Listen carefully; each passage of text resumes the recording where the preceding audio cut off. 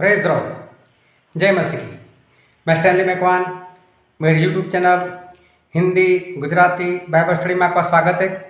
मेरे चैनल को आज अभी इसी वक्त आप सब्सक्राइब कर लीजिए और परमेश्वर के ज्ञान में बढ़ते जाओ।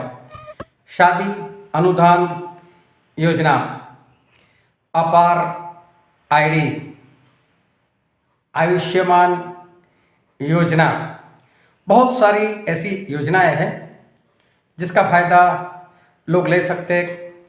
गवर्नमेंट बहुत लोगों को बहुत कुछ दे सकती है, जैसे कि विधवा पेंशन।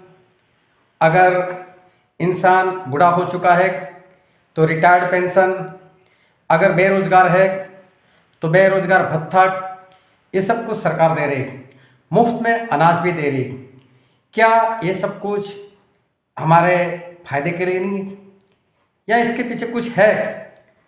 और ये सारी बातों को परमेश्वर के वचन से क्या लेना देना? क्या इस बारे में परमेश्वर का वचन कुछ कहता है? परमेश्वर का वचन हमें क्या सिखाता है? वो जानने के लिए मेरे साथ इस वीडियो में लगातार अंत तक बने रहो। तो परमेश्वर अपने वचन से हमसे बातचीत करते रहते, तो बहुत ध्यान से हम परमेश्वर के वचन को सुनते रहे। अभी स्कूल में सरकार ने, वैसे तो काफ़ी वक्त से उन लोगों ने एक आईडी निकाली, कार्ड निकाला है, और उसको कहते हैं अपार आईडी, अपार कार्ड, APAR। और ये कार्ड इसलिए उन्होंने बनाया है कि जो स्कूल में बच्चे पढ़ते हैं पहली कक्षा से लेकर 11वीं कक्षा तक, जो 18 साल से कम है, अगर 12वीं कक्षा में कोई 18 से कम है तो उसको भी ये अपार कार्ड लेना पड़ेगा। कंपलसरी नहीं है, गवर्नमेंट ने ऐसा नहीं बोला है कंपलसरी है, लेकिन सभी को बोलेंगे कि आप निकालो कार्ड। और इस कार्ड में एक स्टूडेंट की सारी इन्फॉर्मेशन उसमें होगी, क्योंकि कई बार ऐसा होता है कि एक स्कूल से दूसरी स्कूल, दूसरी स्कूल से तीसरी स्कूल, और फिर सब डेटा इकट्ठा करना और किसी को देना वो मुश्किल हो जाता है। इसलिए गवर्नमेंट ने सोचा कि कुछ बच्चों के लिए आसान कर दिया जाए, इसलिए ये अपार कार्ड निकाला है बच्चों की आसानी के लिए, कि एक ये कार्ड उनके हाथ में है तो बस उसी के जरिए किसी को भी पता चल जाएगा कि ये बच्चा कौन कौन सी स्कूल में, कौन कौन से स्टैंडर्ड में किस तरह से पढ़ा है। वो सारी इन्फॉर्मेशन उसके अंदर मिल जाए, कौन से सब्जेक्ट है, वो सब कुछ उसमें पता चल जाएगा। एक सुविधा है गवर्नमेंट की ओर से, एक सुविधा है गवर्नमेंट की ओर से, और अभी शुरू हो चुकी है, और वो है पैन कार्ड को लेकर। जो पैन कार्ड लोगों ने निकाल कर रखे, उसमें स्कैन करने के लिए जो कोड आता है वो नहीं था। अब गवर्नमेंट कोड के साथ, स्कैनर के साथ वो पैन कार्ड आपको घर भेज देंगे। उसके लिए आपको कुछ भी करने की ज़रूरत नहीं, ना कहीं पर एप्लीकेशन देने की ज़रूरत, ना किसी जगह पर अपडेट करवाने के लिए जाना है, कुछ भी नहीं। गवर्नमेंट अपने आप अपनी खुशी से मुफ्त में आपके घर पैन कार्ड भेज देंगे, और ये भी आपकी सहूलियत के लिए है। सरकार की एक योजना और भी है, और उसको कहते हैं आयुष्मान कार्ड। आयुष्मान कार्ड जो भी निकलवाता है वो 10 लाख तक उसकी दवाई फ्री में हो जाएगी। वो अस्पताल में 10 लाख तक की दवाई वो ले सकता है, उसको एक भी पैसा नहीं भरना पड़ेगा। ये भी सरकार की ओर से एक सुविधा आप लोगों को दी जा रही है। एक है योजना शादी अनुदान योजना। उसके तहत अगर आप शादी करवाते हो अपने घर में तो गवर्नमेंट उसके लिए 20,000 रुपये आपको देती है। साथ में अगर आपका बच्चा, बेटा या बेटी अगर फॉरेन जाकर पढ़ना चाहता है तो गवर्नमेंट उसको भी तकरीबन 25 लाख तक लोन देती है, और वो माता पिता को नहीं भरनी है। बच्चा पढ़ लेगा, उसके बाद जब कमाई करेगा तब बच्चे को वो लोन भरनी है। पहले जो अमीर लोग थे वही अपने बच्चे को फॉरेन में पढ़ा सकते थे, अभी आप भी अपने बच्चों को पढ़ा सकते हो। अभी एक योजना और आ रही है जो और स्टेट में लागू है, पंजाब में लागू है, लेकिन यहाँ गुजरात में भी लागू होने वाली, और वो है जितनी भी स्त्रियां हैं, फीमेल, वो पूरे गुजरात में कहीं पर भी बस से गवर्नमेंट बस से सफ़र कर पाएगी। बस उसको सिर्फ आधार कार्ड अपने साथ रखना है, उसको 1 रुपया भी उसके लिए खर्च नहीं करना है। फिर एक योजना और है सरकार की, जो 60 साल के ऊपर के है उसको रिटायर्ड पेंशन दिया जाता है। कितना दिया जाता है वो मुझे नहीं मालूम, लेकिन दिया जाता है। जो विधवा है उनके लिए भी पेंशन की योजना है। फिर जो बेरोजगार है उनको भी गवर्नमेंट कुछ भत्ता अपनी ओर से उसको देने वाले। ये सारी बातें एक मुफ्त में है और गवर्नमेंट अपनी ओर से दे रही है और देने वाली भी है। साथ में मुफ्त अनाज मैं बोलता हूँ 4-5 किलो की बात नहीं कर रहा, लेकिन आपको महीने में जितना चाहिए, आपका जितना भी घर में गुजारे के लिए जितना अनाज चाहिए, वो चावल हो, दाल हो, गेहूँ हो, जो भी हो, वो सब कुछ भी आने वाले दिनों में गवर्नमेंट ऐसे ही फ्री में आपको देने वाली है। तेल वगैरह सब कुछ, हल्दी मिर्च सब कुछ आपको मिल जाएगा। ऐसी आने वाले दिनों में उनकी योजना है, सब कुछ आपको घर पर मिल जाएगा। कई देश में ये चल भी रहा है, कुवैत में जाओ, सऊदी में जाओ तो वहाँ पर ये सब कुछ चल ही रहा है। और अभी आने वाले दिनों में हमारे देश में भी ये योजना वो चालू होने वाली है। 31 दिसंबर के बाद ये सारी योजनाएं जो है वो धीरे धीरे कर लागू होने वाली है। और मुंबई में मैं अभी जाकर आया तो वहाँ पर आपके घर में जो फ्रिज है, टीवी है, वॉशिंग मशीन है, ये सारी चीज़ें जो हमारे उपयोग की है हम उसका इस्तेमाल भी करते हैं। लेकिन कई बार ऐसा होता है कि अगर उसमें कुछ बिगड़ जाता है, अगर वॉशिंग मशीन में कुछ बिगाड़ हो गया और आप सर्विस सेंटर पर फ़ोन करते हो और वो लोग सुनते नहीं, आते नहीं जल्दी से, 2-4 दिन आपके ऐसे ही चले जाते, कपड़े इकट्ठे हो जाते, आप परेशान हो जाते हो बार बार फ़ोन करते। तो वहाँ पर मुंबई में ऐसा शुरू हो चुका है कि ना तो आपको फ्रिज खरीदना है, ना आपको टीवी खरीदना है, ना आपको वॉशिंग मशीन खरीदना है, सब कुछ किराए से मिलता है। वो लोग कंपनी वाले ब्रांड न्यू आपके घर में रख देंगे, आप जैसे उसके मालिक हो, बस उस तरह से आपको इस्तेमाल करना है, सिर्फ उसका किराया देना है। जब भी बिगड़ जाए तो उसकी एप्लीकेशन रहती है, उस एप्लीकेशन के जरिए आप उनको बता दो कि हमारा वॉशिंग मशीन बिगड़ा हुआ है, वो तुरंत आएंगे, या तो रिपेयर कर जाएंगे या तो दूसरा रख कर जाएंगे। लेकिन आपको कोई टेंशन नहीं। पिछले दिनों मैंने बताया थे वहाँ बाइक तो निकल चुकी है ऐसी कि एप्लीकेशन से उसका लॉक खुल जाता है, आप कहीं पर भी घूमो और उसका किराया आप दे दो, लेकिन खुद को रखने की ज़रूरत नहीं, उसकी सर्विस करवाने की ज़रूरत नहीं, पंचर की समस्या नहीं, आपको कुछ भी नहीं करना है। ये सारी सुविधा गवर्नमेंट दे रही है। लेकिन मालूम ये सारी सुविधा से होगा क्या? ये सारी सुविधाएं जो गवर्नमेंट आपको देगी और आप उसको लेते रहोगे, उसके बाद होगा क्या? उसके बाद ये होगा कि इंसान आलसी हो जाएगा। सब कुछ तो गवर्नमेंट दे रही। अगर आप अपने बच्चों को बोलोगे बेटे जवान हो गया अभी कमाई करने के लिए जा, बेटा बोले क्यों जाऊँ, मुझे बेरोजगारी का भत्ता भी मिलता है, घर में खाना भी तो मिल रहा है, गवर्नमेंट तो दे रहा, आप कौन सा खिलाते हो? तो ऐसा होगा कि सारी बातों के कारण जो लोग हैं वो लोग आलसी हो जाएंगे। फिर एक समस्या और रहेगी, बैठे बैठे करेंगे क्या? टाइम कहाँ पर पास करेंगे? कोई जॉब नहीं कर रही, कुछ भी नहीं, सब कुछ तो आपको मुफ्त में मिल रहा है, फिर जॉब करने की ज़रूरत क्या है? तो टाइम पास के लिए क्या करें? तो कोई बात नहीं, एलन मस्क आ रहे अपना टेस्ला मोबाइल लेकर और साथ में अपना इंटरनेट नेटवर्क लेकर आ रहे स्टारलिंक, और उनको 1 रुपया भी यहाँ इंडिया में खर्च नहीं करना है, क्योंकि अगर नेटवर्क चलाना है तो उसके लिए टावर चाहिए, और पूरे इंडिया में सोचो कितने टावर लगाने पड़ेंगे। लेकिन उन्होंने तो 30,000 सैटेलाइट छोड़कर रखे, तो उनको अलग से कोई खर्च करने की ज़रूरत नहीं। और आप समुद्र की गहराई में चले जाओ, आसमान की ऊंचाई पर चले जाओ, प्लेन में चले जाओ, कहीं पर भी चले जाओ, आपका फुल नेटवर्क आएगा। और अभी भी उसका गुजारा तो हो ही रहा है, जितना भी उसका नेटवर्क है, आपके लिए कुछ अलग से खर्च नहीं करना, तो आपको मुफ्त में दे सकता है अपना मोबाइल भी, क्योंकि मोबाइल में सिम कार्ड की ज़रूरत नहीं, बस ऐसे ही वो चलेगा, उसको चार्ज करने की ज़रूरत नहीं है।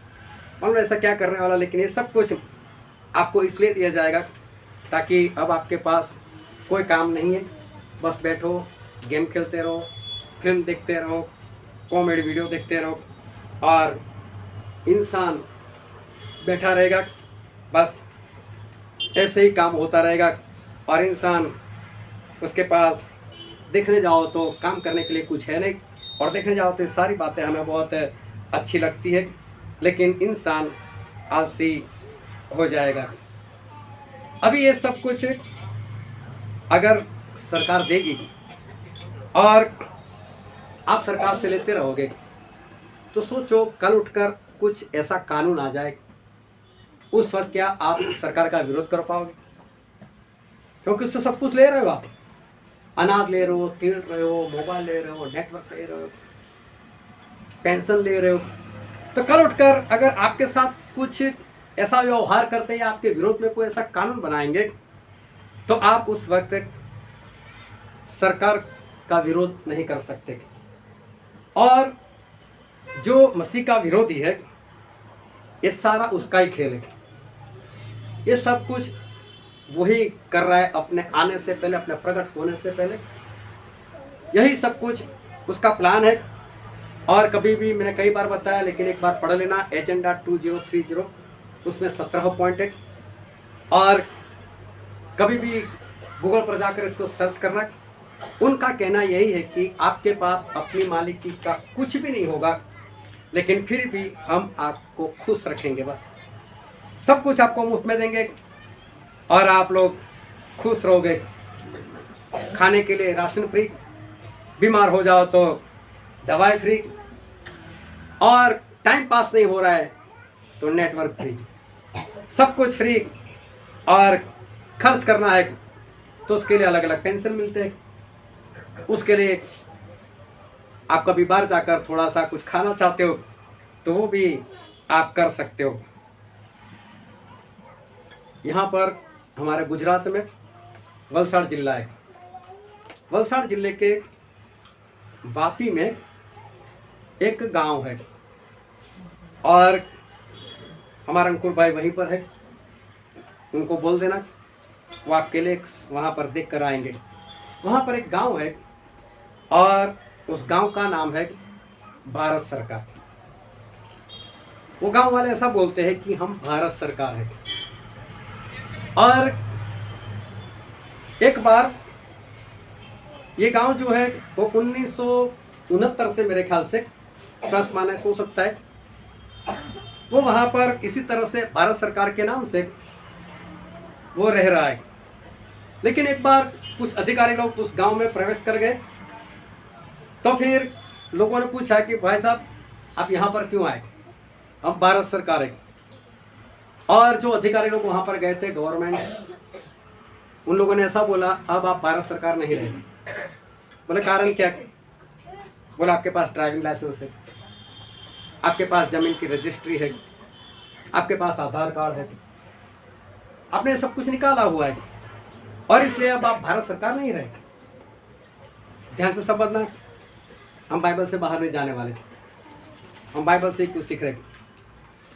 तो गांव वाले इकट्ठा हो गए और सभी लोगों ने तय किया कोई बात नहीं, पूरा गांव जितनी भी बस्ती सभी लोग एक साथ में गए और कलेक्टर के पास जाकर सभी ने अपने Aadhaar card, ration card, PAN card या तो ड्राइविंग लाइसेंस, जो कुछ था उनके पास गवर्नमेंट का दिया, सब कुछ वहां पर जमा करने के लिए रख दिया।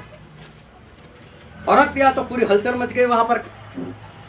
कलेक्टर उनके पैरों में पड़ गया, गांव वालों से बोलने लगा हाथ जोड़कर, मेरी नौकरी चली जाएगी, आप अपने डॉक्यूमेंट्स वापस ले जाओ, मेरे बच्चे भूखे मरेंगे, आप प्लीज ऐसा मत करो। बोलो मुझे ऊपर से प्रेशर आया, ऊपर पता चल गया कि आप लोग ये सब कुछ जमा करवा रहे हो, तो बोले प्लीज मेरी नौकरी चली जाएगी, आप ले जाओ सर। फिर गांव वालों ने इरादा बदल कर वो सब कुछ वापस लेकर गए। लेकिन उसके बाद दो चार चर कर उस सभी ने अपना सब कुछ, जो भी उनके पास आईडी थी, सब कुछ वहाँ कलेक्टर को बारी बारी से जमा करवा दिया। अभी देखो ऐसा क्यों? आपके पास गाड़ी है, आपके पास गाड़ी है, उस गाड़ी का पैसा आपने खर्च किया, आपने पैसा दे, गाड़ी किसकी है?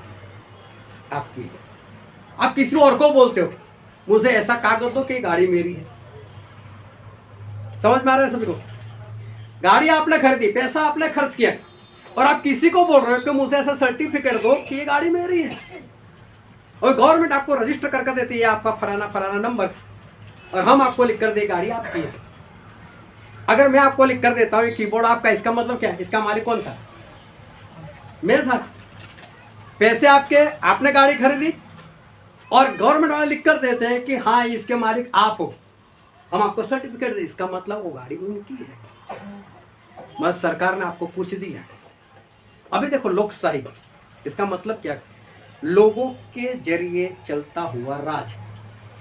हम जिसको भी चुनते हैं इसलिए चुनते कि तू हमारा भला करना भाई। हम सारे लोग का आवाज उठाए, इसलिए हमारा भला करने के लिए हम तुझे चुन रहे, तुझे काम कर। लेकिन ये लोग कुछ उल्टा कर रहे, ये लोग आपको आधार कार्ड दे रहे। भाई साहब आप इंडिया में रहने वाले लोग हो, इसका मतलब आप पहले इंडियन नहीं थे। आधार कार्ड आपके पास है, इसका मतलब आप इंडियन नहीं हो, आप रेफ्यूजी शरणार्थी हो। हमने आपको आधार कार्ड दिया।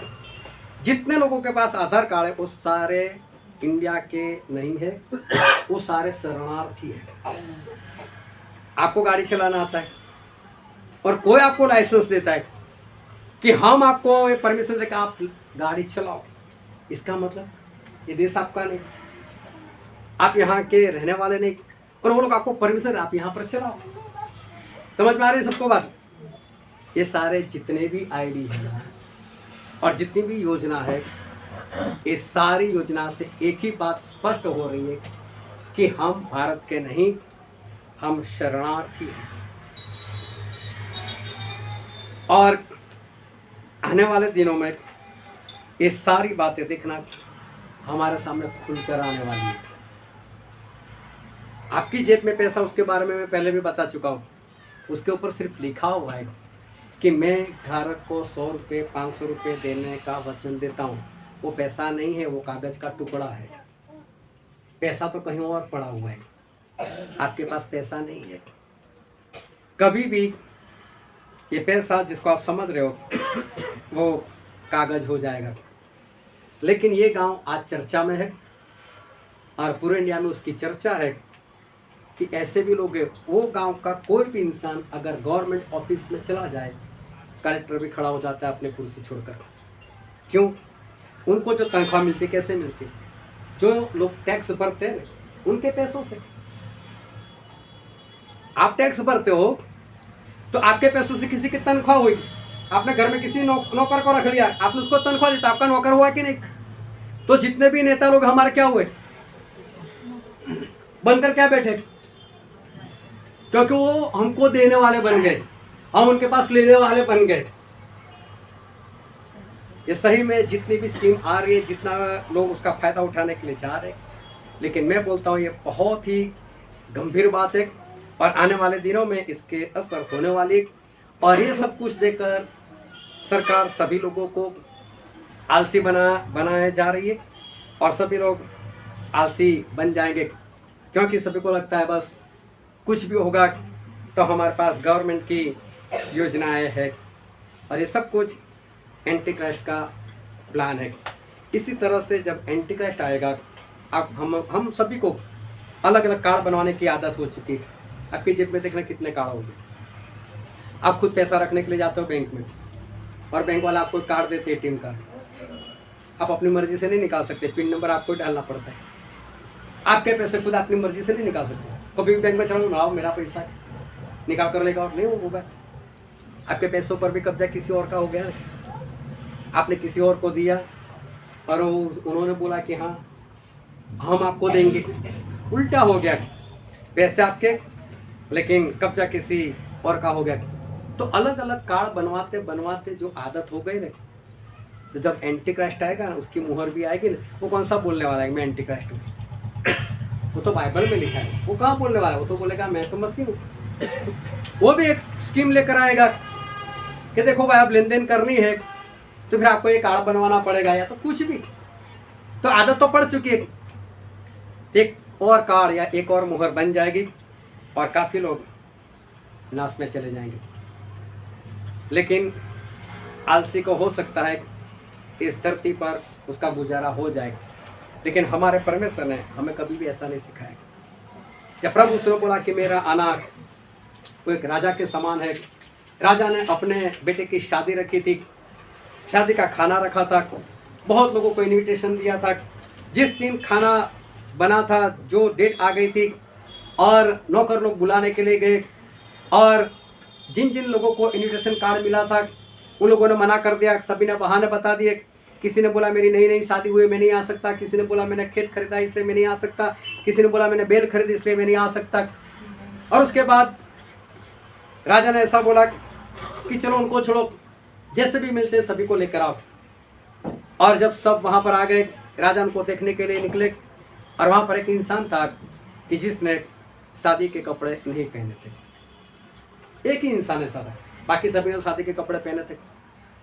तो राजा ने आकर उसको क्या बोला, इसको बाहर के अंधेरे में डाल दो। उसको पूछा कि मित्र तूने शादी के कपड़े क्यों नहीं पहने? अभी सोचो कि शादी के कपड़े दिए थे, उसने लिए थे, टाइम था, अगर सभी पहन कर आए तो सभी के पास टाइम था, तो इसके पास भी टाइम होना चाहिए। ये बोल भी नहीं पा रहा कि मेरे पास टाइम नहीं था, इसका मतलब टाइम था इसके पास, इसने कोई जवाब ही नहीं दिया। इसका मतलब क्या हुआ? ये आलसी था, कपड़े पहनने में भी आलस। तो परमेश्वर ने क्या बोला, इसको बाहर के अंधेरे में डाल दो। जो 5 मूर्ख स्त्री थी, आखिर में उनका तेल खत्म हो गया, और जो बुद्धिमान स्त्री थी वो घर से क्या लेकर जाती थी? एक्स्ट्रा तेल लेकर जाती थी। इसका मतलब हर रोज एक एक्स्ट्रा बोझ उठाकर जाती थी। ये 5 आलसी थी, नहीं किया।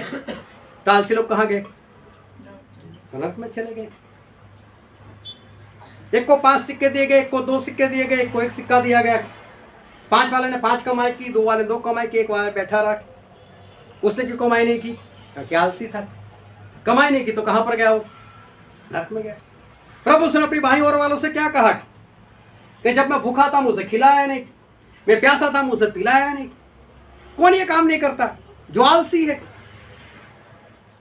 और एंटी क्राइस्ट इस जमाने में यही कर रहा है, सभी को सुविधा दे देकर वो आलसी बनाया जा रहा है। मुझे मालूम है, मैं पंजाब में जब शुरू में गया था, ना घर में वॉशिंग मशीन, ना घर के अंदर कोई भी सुविधा, हाथों से कपड़े धोना, और 2-2 भैंस उसका दूध निकालना। और वहाँ की वैसे दिन में 15 लीटर दूध देती है, 15 लीटर अपने हाथों से धीरे धीरे से निकालना, फिर भैंस को बार बार उसको चारा देना, बार बार वो गोबर करते तो उसको उठाना, फिर उसको भी जलाने के लिए जो पाथी बनाते वो बनाना। कितना काम! भैंसों को नहलाने के लिए बाहर नहर है वहां पर लेकर जाना, इतना काम। लेकिन मैं देखता था कि उसके बाद भी मेरे साथ बैठते थे, वो काफी वक्त निकालते थे, परमेश्वर के वचन सुनते थे, और उनके पास काफी टाइम होता था। और फिर भी 8 बजे तो हम लोग सो जाते थे रात में, 6 बजे खाना खाकर 8 बजे सो जाते थे। और आप देखो, आपके घर में सारी सुविधा है, फिर भी 8 बजे कभी सोते? सुबह कितने बजे उठते, रात को कितने बजे सोते? इतनी सुविधा होने के बाद आपके पास वक्त ज्यादा होना चाहिए, लेकिन है नहीं। अभी अगर वॉशिंग मशीन में कुछ गड़बड़ी हो गई तो हाथों से कपड़े नहीं धोएंगे, उसको फोन लगाएंगे, भाई साहब कब आता है कब आता है। 4 दिन के बाद 4 दिन के कपड़े पड़े रहेंगे। ऐसा हो चुका है, लोगों को आलसी बना चुका है एंटी क्राइस्ट। लेकिन हमारे परमेश्वर आलसी लोगों को स्वर्ग में नहीं लेकर जाने वाले। और इसलिए ध्यान से सुनना कि आलसी बने रहोगे तो नरक में जाओगे। सरकार बना रही है, लेकिन हमें नहीं बनना है, और हमें काम करना है ताकि हम परमेश्वर के राज के वारिस बन सके। हालेलुया।